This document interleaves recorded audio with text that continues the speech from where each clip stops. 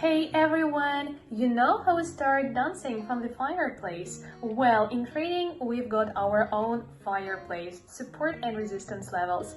That's where the groove begins. Many newbies often wonder, what the heck are these? Well, I've got a video just for you. Stick around, I'm breaking it down, not in dance moves, but with balls. Let's roll! Starting off with the EUR-DPY currency pair, I'm gonna place a bet that it's going up. Why? Let me break it down for you. Here we've punched through the upper boundary of something called the calendar channel. That's right here. On the flip side, we've got low volatility right now. We've hit a certain resistance level and then those MACD lines start getting all cozy. You can spot that with the red bars over here.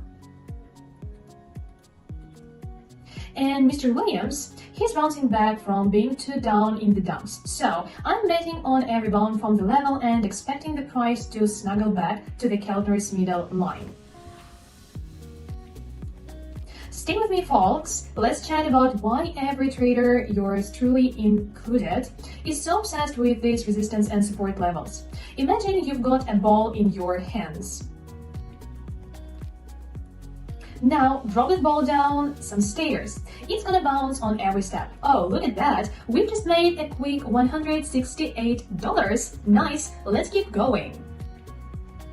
Got the picture? No matter how tall the staircase, that ball will make it to the bottom. But it's gonna have a little trampoline party on each step.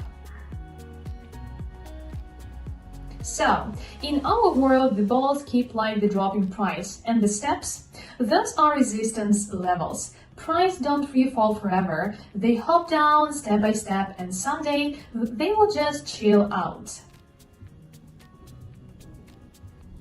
Quick pause. Just open another bet that it's going down. Same reasons, same goals. Last time didn't play out perfectly, but the market vibes are still strong. Back to our bouncy ball. Imagine if you had to guess when the ball would hit the last step. Would you count the bounce time? Heck yes. Flex that imagination muscle. If gravity flipped, that ball would be bouncing up the stairs. That's a rising draft for you. Trading binary options, we're kinda doing the same thing, guessing when the price will be higher or lower. Deal closed. Not loving how this chart's acting though. Let's hop over the next one and scout for new opportunities. I'm gonna open put option. Let's talk about it. Why did I open it? Well, it's quite straightforward. Picture it this way. We're on a street with clear support and resistance levels. And in between these levels, we have a bouncing ball, the asset's price.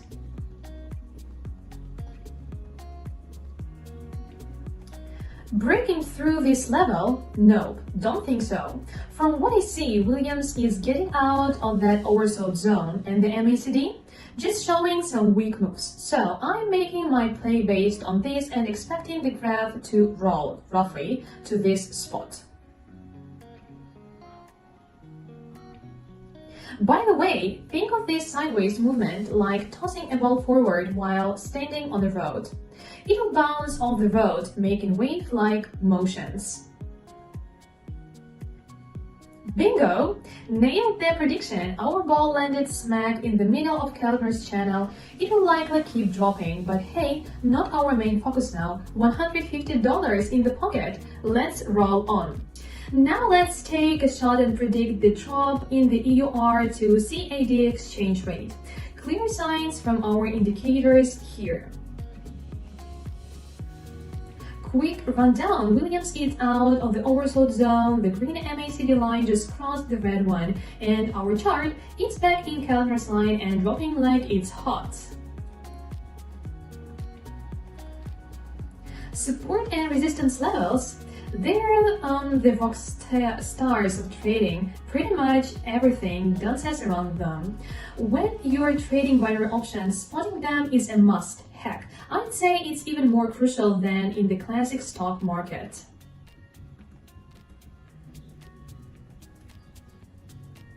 Because it's not just about predicting the graph's position, but also the expiration time. When will the price hit that step? Oh, and speaking of trading, the deal's wrapping up. Chatting, that's $164 for us. Let's keep an eye on this pair. A further drop might be on the cards. When buying and selling stocks, timing isn't as crucial as hitting that price goal. You can ignore tiny bumps if you trust your price prediction, but options, it's a whole different ballgame. It's just as essential to understand the basics of predicting the price movement from a level. Let's go back to that ball. Place it on the road and jump on it. What happens? The ball compresses and then you bounce right off. Magic, right? And that's trading for you. Alright folks, let's break this down. Imagine you're pressing down on a price like stepping on a ball. You're the seller pushing from the top, the road beneath. That's our buyer pushing from below. The ball in between, that's the asset's price or the candlestick on the chart. By the way, ever noticed candles with tiny bodies and long wicks? They're the party crashers, often hitting at a price twist near the levels. Okay, quick update.